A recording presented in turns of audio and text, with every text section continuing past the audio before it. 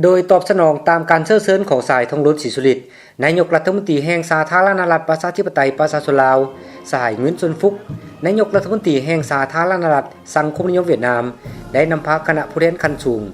ของรัฐบาลแห่งสาธารณรัฐสังคมนิยมเวียดนามเดินทางมาเคลื่อนไหวเยี่ยมยามสาธารณรัฐประชาธิปไตยประชาชนลาวอย่างเป็นทางการแต่วันที่26-27 เมษายน 2017เป็นการเยี่ยมยามสาธารณรัฐประชาธิปไตยประชาชนลาวอย่างเป็นทางการครั้งทำอิฐของสหายนายกรัฐมนตรีแห่งสาธารณรัฐสังคมนิยมเวียดนามภายหลังที่ขึ้นดำรงตำแหน่งและเป็นการเคลื่อนไหวกิจกรรมเฉลิมฉลองปีสามัคคีมิตรภาพลาวเวียดนามปี 2017ในระยะเวลาเยี่ยมยามสาธารณรัฐประชาธิปไตยประชาชนลาวสหายเงินซุนฟุกนายกรัฐมนตรีได้เข้าเยี่ยมคำนับสหายบุญยังวรจิตเลขาธิการใหญ่ประธานประเทศพบปะ2ฝ่ายกับสหายทองล้นศรีสุริตนายกรัฐมนตรีเยี่ยมยามพบปะกับสหายนางปานียาโทตู้ประธานสภาแห่งชาติเยี่ยมยามพบปะกับสหายพันคำวิภาวันผู้ประจำการคณะเลขาธิการศูนย์กลางพรรคห้องประธานประเทศแห่งสาธารณรัฐประชาธิปไตยประชาชนลาวในต้อนรับการเข้าเยี่ยมคำนับ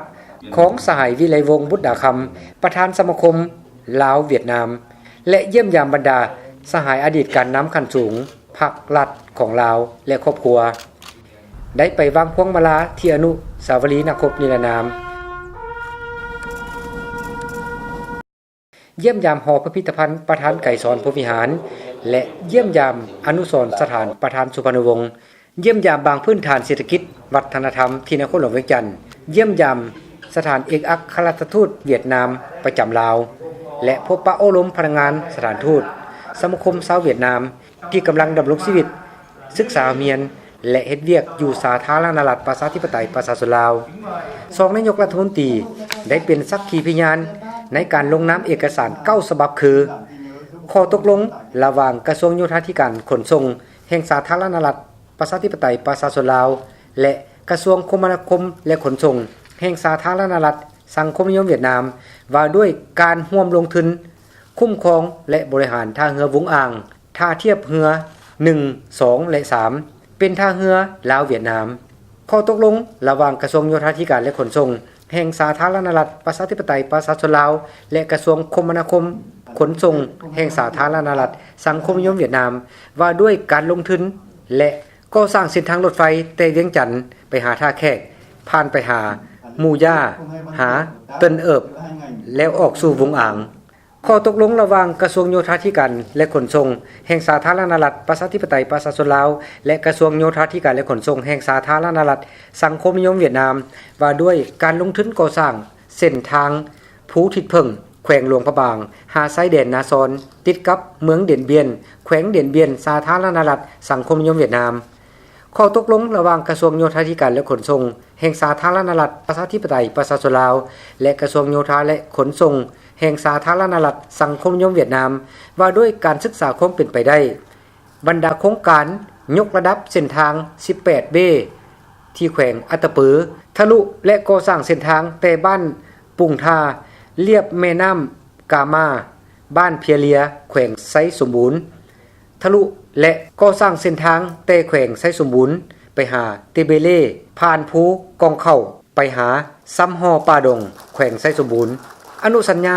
เพื่อปรับปรุงสัญญาว่าด้วยสินค้าผ่านแดนระหว่างรัฐบาลสาธารณรัฐประชาธิปไตยประชาชนลาวและรัฐบาลแห่งสาธารณรัฐสังคมนิยมเวียดนามในปี 2009 อนุสัญญาว่าด้วยการร่วมมือด้านการศึกษาระหว่างรัฐบาลแห่งสาธารณรัฐประชาธิปไตยประชาชนลาวและรัฐบาลแห่งสาธารณรัฐสังคมนิยมเวียดนามว่าด้วยการสร้างบุคลากรบทบันทึกว่าด้วยความเข้าใจระหว่างกระทรวงอุตสาหกรรมและการค้าของลาวและกระทรวงอุตสาหกรรมและการค้าของสาธารณรัฐสังคมนิยมเวียดนามเกี่ยวกับโครงการก่อสร้างพักน้ำมันท่าเรือฮอนล่า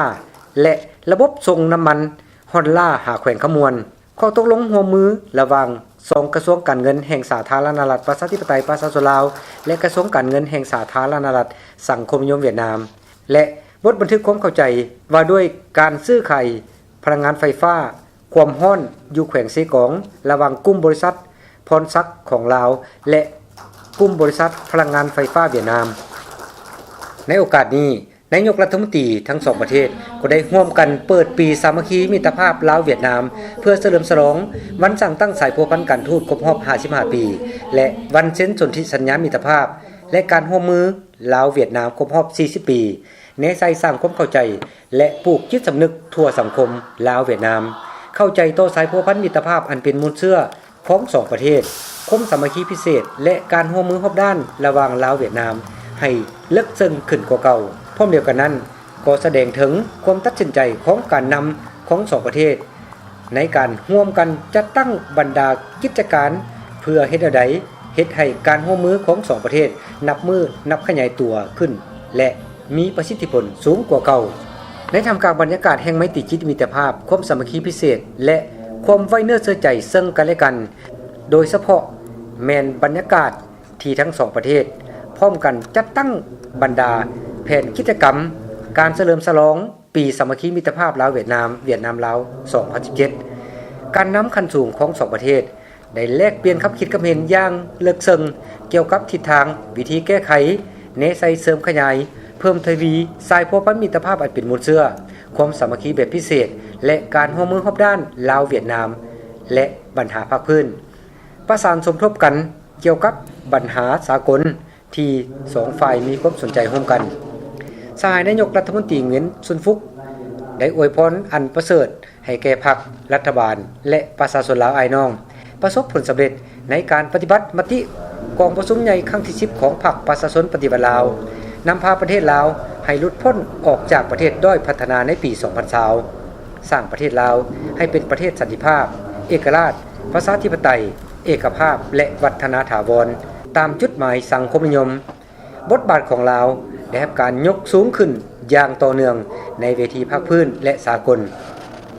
สหายนายกรัฐมนตรีทองรุ้นศรีสุฤทธิ์ได้อวยพรอันประเสริฐให้แก่พรรครัฐบาลและประชาชนเวียดนามอ้ายน้องประสบผลสำเร็จในการปฏิบัติมติกองประชุมใหญ่ครั้งที่12ของพรรคคอมมิวนิสต์เวียดนามนำพาประเทศเวียดนามให้กลายเป็นประเทศอุตสาหกรรมตามทิศทันสมัยโดยไวสืบต่อเฮ็ดให้บทบาทของเวียดนามได้รับการยกสูงขึ้นอย่างต่อเนื่องในเวทีภาคพื้นและสากลสองฝ่ายเห็นดีเป็นเอกภาพกันว่าบรรดากิจกรรมการเคลื่อนไหวเฉลิมฉลองปีสามัคคีมิตรภาพลาวเวียดนามลาว2017เพื่อระลึก55 ปีแห่งการสร้างตั้งสายพัวพันการทูตคือวันที่5เดือนกันยาปี1962ถึงวันที่5กันยาปี2017และ40 ปีแห่งการเซ็นสนธิสัญญามิตรภาพและการร่วมมือลาวเวียดนามวันที่18เดือนกรกฎาคมปี1977 58กรกฎาคมปี2017แม้นมีความหมายสำคัญเป็นพิเศษในการโฆษณาเผยแพร่ศึกษาอบรมให้แก่พนักงานสมาชิกพรรคและประชาชนทุกสั้นคนโดยเฉพาะบรรดาคนหุ้นนุ่มของทั้งสองประเทศเกี่ยวกับมูลเชื่อสายพัวพันพิเศษลาวเวียดนามยืนยันจะร่วมกันประสานสมทบกันอย่างแน่นแฟ้นในการจัดตั้งปฏิบัติบรรดากิจกรรมการเคลื่อนไหวเฉลิมฉลองปีสามัคคีมิตรภาพลาวเวียดนามลาวปี2017เป็นอย่างดีสองฝ่ายยืนยันสืบต่อสายพัวพันมิตรภาพอันเป็นมูลเชื่อความสามัคคีพิเศษและการร่วมมือรอบด้านระหว่างลาวเวียดนามลาวที่ประธานโฮจิมินห์ผู้ยิ่งใหญ่และประธานไกรสอนพรหมวิหารประธานสุพรรณวงศ์ที่เคารพพรรคเป็นผู้ก่อตั้งขึ้นและได้รับการเพิ่มพูนคูณสร้างผ่านหลายรุ่นการนำของสองพรรคสองรัฐและประชาชนสองประเทศเป็นมูลมรดกอันล้ำค่าของสองพรรคสองชาติเป็นกฎเกณฑ์แห่งการคงตัวและขยายตัวของภารกิจปฏิวัติของประชาชนแต่ละประเทศเป็นสายพัวพันอันเป็นอันตายและเป็นแรงกำลังแห่งอันสำคัญต่อภารกิจปกปักรักษาและสร้างสรรค์พัฒนาแต่ละประเทศประกอบส่วนอย่างตั้งหน้าในสันติภาพเสถียรภาพการร่วมมือพัฒนาอยู่ในภาคพื้นและในโลกให้คำมั่นสัญญาว่า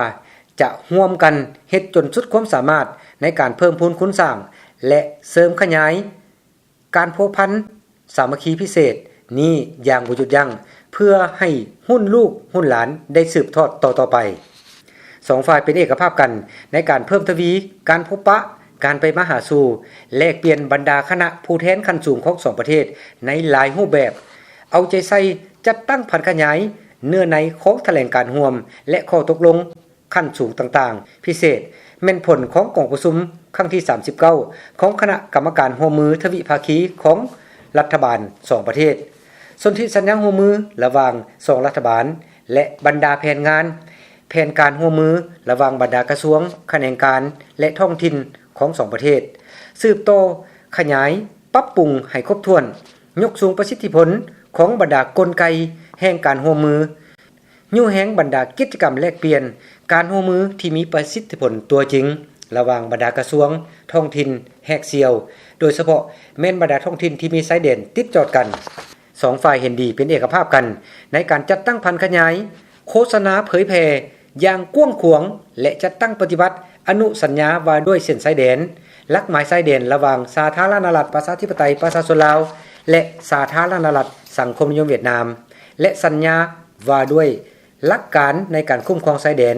และด่านชายแดนทางบกระหว่างสาธารณรัฐประชาธิปไตยประชาชนลาวและสาธารณรัฐสังคมนิยมเวียดนามให้มีประสิทธิผลสูงภายหลังที่เอกสารทั้ง2ฉบับนี้ได้รับการรับรองและมีผลบังคับใช้สืบต่อประสานสมทบกันในการจัดตั้งปฏิบัติข้อตกลงขั้นรัฐบาลเกี่ยวกับการแก้ไขปัญหาการยกย้ายตั้งภูมิลำเนาแบบลำพังใจและการแต่งงานแบบบ่ถูกต้องตามกฎหมายตามชายแดนระหว่างลาวเวียดนามสืบต่อแลกเปลี่ยนข้อมูลข่าวสารร่วมมือกันอย่างแน่นแฟ้นในการรับประกันความสงบสร้างเส้นชายแดนระหว่าง2ประเทศให้มีความสงบและมีการพัฒนารอบด้าน2ฝ่ายยืนยันจะสืบต่อสร้างเงื่อนไขสะดวกให้แก่ชาวลาวอยู่เวียดนามและชาวเวียดนามอยู่ลาวในการดำรงชีวิตทำมาหากินและศึกษาเรียนให้สอดคล้องกับบรรดาข้อกำหนดกฎหมายของแต่ละประเทศและประเพณีสากลฝ่ายเวียดนามแสดงความขอบใจต่อฝ่ายลาวที่ถือสำคัญการประกอบส่วนอย่างตั้งหน้าของชาวเวียดนามต่างดาวเข้าในภารกิจสร้างสาและพัฒนาประเทศชาติของลาว2ฝ่ายยืนยันถึงความหมายสำคัญและความเป็นเอกภาพกันพร้อมกันสู่ชนสุขยุเปิดกว้างและยกสูงประสิทธิผลของการร่วมมือในขงเขตเศรษฐกิจการค้าการลงทุนคมนาคมขนส่งและอื่นๆประสานสมทบกันในการจัดตั้งพันขยายสัญญาการค้าระหว่าง2รัฐบาลที่ได้ลงนามร่วมกันในวันที่3เดือนมีนาปี